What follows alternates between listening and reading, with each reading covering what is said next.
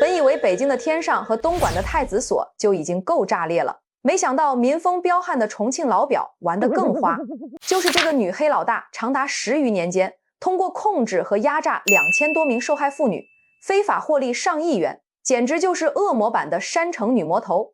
经常在重庆生活的朋友都知道，当地曾经有一家颇具规模的亮点茶楼连锁店。这家茶楼在重庆渝中区一带名声不小，但真正了解内情的人都知道，来这里的男人大多不是冲着喝茶来的。所谓茶楼，实际上是一家以合法经营为掩护的连锁会所，背地里从事着见不得光的非法勾当，生意出奇的火爆，门庭若市。然而茶楼里的妇女们却是一年到头叫苦连天，过着暗无天日的生活。亮点茶楼的幕后老板是王氏姐妹，她们不仅是臭名昭著的重庆黑恶团伙头目，更是茶楼10余年来数千名受害女性挥之不去的噩梦。因为茶楼里的生活环境和管控方式堪称人间炼狱，在重庆当地有女性拘禁所之称，令人发指。他们前后纠集了80多名闲散人员充当打手，对这些女性实施全方位的人身控制。除了茶楼，他们还在重庆渝中区开设了多家以悦心美容院为名的店面，由老三王子琪担任实际管理人，以美容服务为幌子，实则从事非法经营活动，前来消费的男性客户络绎不绝。大家好，我是微笑，今天聊的主角是老王家兄妹5人，他们个个都走上了犯罪道路。老大哥因故意伤害罪被判死刑，留下的4个妹妹最终也都难逃法律的严惩。老三王子琪和老四王婉宁是亮点茶楼的实际控制人，老二王廷华、老五王琼则是团伙的重要成员。2011年3月30号清晨，菲律宾马尼拉中国城的一家快餐店里，空调风裹着食物的香气，吹得人昏昏欲睡。一个穿米白色外套、戴黑框墨镜的中年女人正低头专注地吃着东西，手指还在偷偷摸索手机屏幕，那姿势看着跟普通游客没什么两样。可她不知道，店外巷口的面包车上3个中国民警正紧紧盯着他的背影，其中一个叫李刚的老刑警手里拿着的照片都被汗浸湿了，他嘴里还小声跟旁边的同事说，就是他，别惊动，等他吃完这口。没过2分钟，女人起身要走，刚摸到门把手，李刚突然从侧面上前，一把扣住她的手腕，另一只手迅速摘了她的墨镜。这时候女人的脸露出来，瞳孔瞬间放大，手里的饮料哐当砸在地上，尖叫着，你们抓错人了。可手铐咔嚓一声锁上时，她的声音立马软了，嘴里还嘟囔着，我就是来旅游的。谁能想到这个在快餐店被抓的所谓游客，竟是被国际刑警通缉了将近2年的重庆女黑老大王婉宁。更让人震惊的是，民警在她租住的公寓里搜出3个密码箱，打开一看，里面除了美元、欧元，还有10几张银行卡。后来银行工作人员来清点时，点钞机因为钱张数太多，连续卡了3次壳。这钱到底有多少？说出来你可能不信，足足有8296万元之多。可问题来了，这个女人究竟是怎么从一个普通的农村女学生一步步沦为跨国逃犯的？重庆警方又是怎样跨越半个地球把这只漏网之鱼从菲律宾揪回来的？我们先把时间拉回到90年代。要说王婉宁这起点，真就是咱们身边最普通的农村姑娘，老家在重庆巴南区的一个小山村，家里5个兄弟姐妹，她排老4，上面有3个姐姐，下面有个妹妹。那时候农村家庭条件都一般，父母靠种庄稼供5个孩子吃饭都费劲，更别说读书了。按说这种情况，要么好好读书考大学，要么学门手艺养家糊口。可王婉宁的大哥早年就不学好，天天跟社会上的人混在一起，后来因为打架致人死亡被判了死刑。这事儿换别家孩子早就吓破胆了，可王婉宁跟3姐王子琪倒好，非但没觉得走上歪路有多危险，反倒觉得大哥能镇住人，这样才算厉害。俩人心底里偷偷埋下了要在社会上闯荡的念头。王婉宁读到高中就不想读了，课本上的公式定理看着就头疼，跟父母吵了一架后，揣着兜里仅有的200块钱就跑到重庆市区了。那时候他才17岁，没学历没手艺，站在解放碑的人潮里跟个没头苍蝇似的。一开始他在餐馆端盘子，每天要洗几十碗，累得腰都直不起来，1个月才挣800块，干了没2月就辞了。后来又去服装店卖衣服，老板嫌他嘴笨，不会推销，没干满试用期就把他开了。接连碰壁后，王婉宁没想着提升自己，反倒天天蹲在网吧里刷帖子，琢磨着有没有不用出力还能赚快钱的活路。这心思一歪，就给后来的悲剧埋下了伏笔。1994年，王婉宁在街上碰到了三姐王子琪。这时候，王子琪已经在渝中区混了2年，跟着一个叫陶明谷的男人从事一些灰色生意。两人一见面，王子琪就拉着王婉宁说：“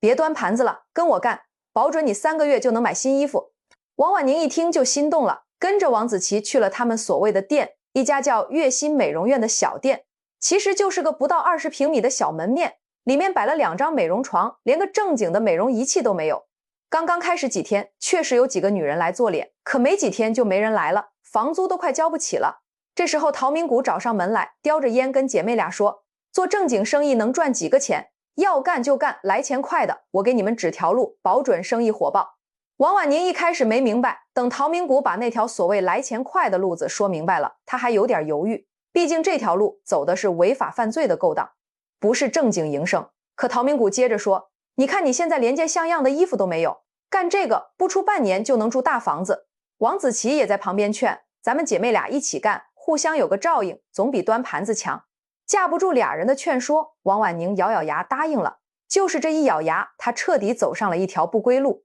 刚刚开始，他们还不敢太张扬，就偷偷在店里从事非法经营，每天也就1、2单，赚的钱刚够糊口。可王婉宁不满足，跟王子琪说：“这么干太慢了，咱们得扩大规模。”两人商量后，拉上二姐王廷华、五妹王琼，再加上陶明谷和他的几个兄弟，凑了点钱，在渝中区华一坡开了家亮点茶楼。名字听着挺文雅，其实里面藏着大猫腻。茶楼一共3层，1楼是正经喝茶的地方，2楼、3楼全是隔间，专门用来从事违法经营活动。可没有客源怎么办？王婉宁脑子转得快，想了个招工的法子，让手下的人跑到朝天门、楚奇门的劳务市场，举着招服务员包吃包住、月薪3000的牌子，专门诱骗那些刚从农村来城里找工作的姑娘。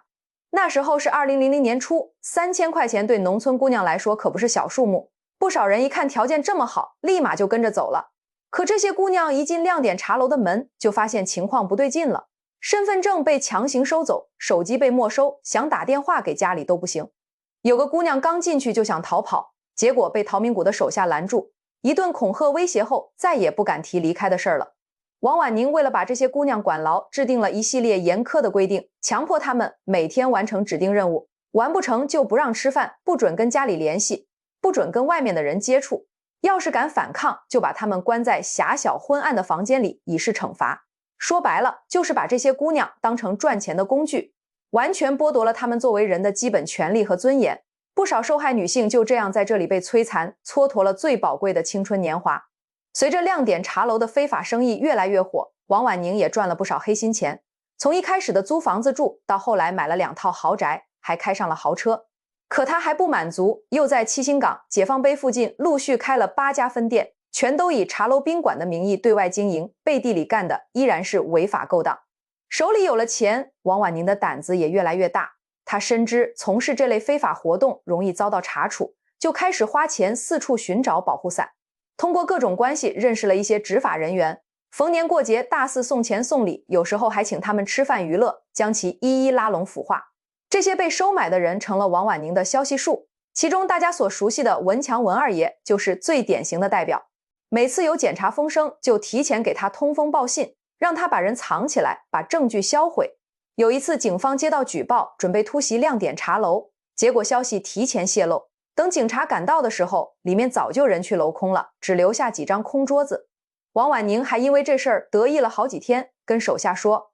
有我在，没人能查得了咱们。”可他不知道，这世上没有不透风的墙，他的所作所为早就被老百姓看在眼里，不少人偷偷给警方打电话举报，就等着有一天能把这个黑窝端掉。2009年6月，重庆展开了打黑除恶专项斗争，这可是动真格的，不少黑恶势力都被相继端掉。亮点茶楼因为举报信最多，很快就被专案组锁定为重点目标。负责这个案子的是经验丰富的老刑警张建军，他跟队员们说：“亮点背后肯定不简单，咱们得稳扎稳打，不能打草惊蛇。”接下来的3个月，专案组的民警们展开了严密的秘密侦查，有的化妆成普通顾客，深入茶楼内部展开暗访，有的走访附近居民广泛收集线索，还有的全天候跟踪监视王婉宁和他手下的行踪，详细记录他们的活动规律。这期间，民警们没少遭罪。夏天天气炎热，蹲点的民警在茶楼里一待就是一整天，汗水把衣服都湿透了。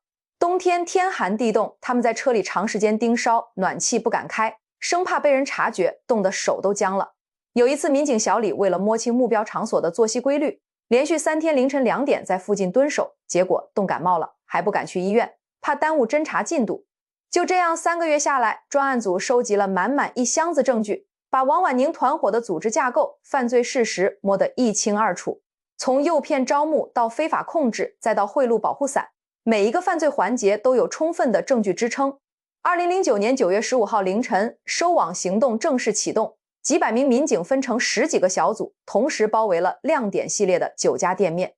张建军带着一组民警冲进华一坡的亮点茶楼，1楼的工作人员还想阻拦，被民警当场控制住。2楼、3楼的隔间里，不少人还没反应过来，就被依法戴上了手铐。那天晚上，手铐咔嗒咔的声音在渝中区的几条街上响个不停。王子奇、陶明谷这些主犯全都被一网打尽。可等民警冲进王婉宁的办公室时，却发现里面空无一人。原来王婉宁提前接到了内线的通风报信，知道大势已去，带着丈夫常亮从后门仓皇出逃。张建军得知消息后，拍着桌子说：“跑得了和尚跑不了庙，就算他逃到天涯海角，咱们也得把他抓回来。”重庆警方随即成立了专门负责追捕王婉宁的专班，由张建军带队，全力追击这名在逃主犯。专班的民警们先从王婉宁的家人朋友入手，逐一排查他可能藏身的地方，可查了半个月，一点有价值的线索都没有。王婉宁就像人间蒸发了一样。就在大家一筹莫展的时候，一名线人提供了一条重要线索：王婉宁在出逃前曾往奥地利的一个账户转移了一大笔资金，他还事先办理了前往奥地利的签证。专班立马联系国际刑警组织，请求协助调查。没过多久，奥地利警方传来消息，王婉宁和丈夫常亮确实在奥地利维也纳停留过一段时间，可没住多久就悄然离开，去向不明。线索再次中断，但民警们没有气馁，继续深挖排查。通过仔细分析王婉宁的消费记录，发现她在菲律宾马尼拉有一笔酒店消费的痕迹。张建军当机立断，决定亲赴菲律宾追查，不管她藏在哪里，咱们都得把她找出来。2011年2月28号，追捕专班的6名民警跟随公安部刑侦局的专员一同飞赴菲律宾马尼拉展开追捕行动。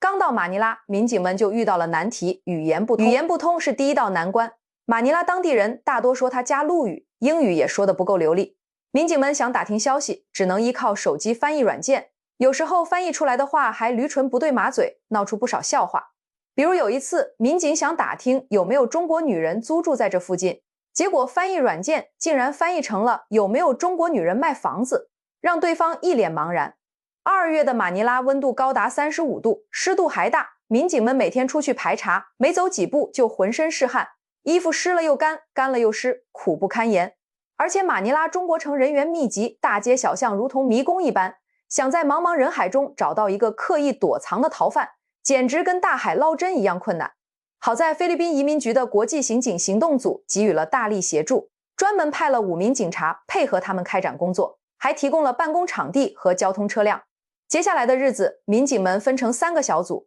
每天从早上8点一直查到晚上10点，在中国城的旅馆、餐馆、出租屋之间挨家挨户的排查，拿着王婉宁的照片，逐一向店主和居民核实确认。有时候一天要走几10公里，脚上磨起了水泡，也不敢停歇。有一天，李刚和菲方警察在一家面馆排查时，老板说前几天确实有个中国女人来吃饭，戴着墨镜，神情看着挺紧张的。民警们一听，立马来了精神，追问老板那个女人往哪个方向走了，可老板说没注意，线索又断了。就这样查了将近1个月，依然没有找到王婉宁的踪迹。有的民警开始着急了，她会不会又跑了？张建军安慰大家，别急，她肯定还在马尼拉，咱们再仔细查，一定能找到她。3月28号下午，李刚和同事在一家超市排查时，看到一个穿米白色外套的女人在选购商品，侧脸看着特别像王婉宁。李刚赶紧假装挑选商品，跟在女人后面观察，看到她上了一辆出租车，赶紧记下车牌号，然后跟同事开车悄悄跟了上去。出租车最后停在了一家快餐店门口，女人下车走了进去，李刚立马给张建军打电话，张队可能找到她了，在前面那家快餐店。张建军接到电话后，立马带着其他民警和菲方警察赶了过去，在快餐店周围迅速布控，前门、后门、窗户旁边都安排了人手，就等王婉宁出来。3月30号清晨，快餐店刚开门，王婉宁就出现了，还是穿着那件米白色外套，戴着墨镜。民警们在外面紧盯着，等他吃完东西起身要走时，李刚第一个冲了进去，一把扣住他的手腕，迅速摘下他的墨镜。这时候王婉宁才反应过来，尖叫着：“你们是谁？抓错人了！”可当张建军拿出通缉令时，他立马哑口无言，头也低了下来。民警们在他租住的公寓里搜出3个密码箱，里面全是现金和银行卡。后来银行工作人员来清点，点钞机因为钱张数太多，连续卡了3次壳，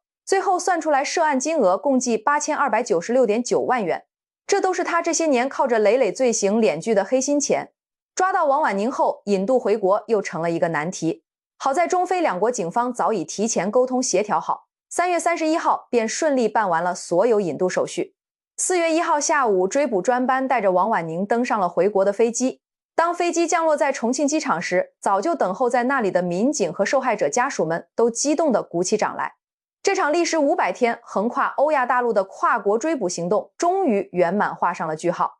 王婉宁的丈夫常亮听说王婉宁被捕的消息后，吓得躲在马尼拉的出租屋里不敢出门，没过几天就心里彻底崩溃，主动联系中国警方回国投案自首了。真是夫妻本是同林鸟，大难临头各自飞，到头来还是没能逃过法律的制裁。接下来的审判更是大快人心，王婉宁的姐姐王子琪被依法判处死刑，这也是我国首例因强迫他人从事违法活动罪而被判处死刑的案例，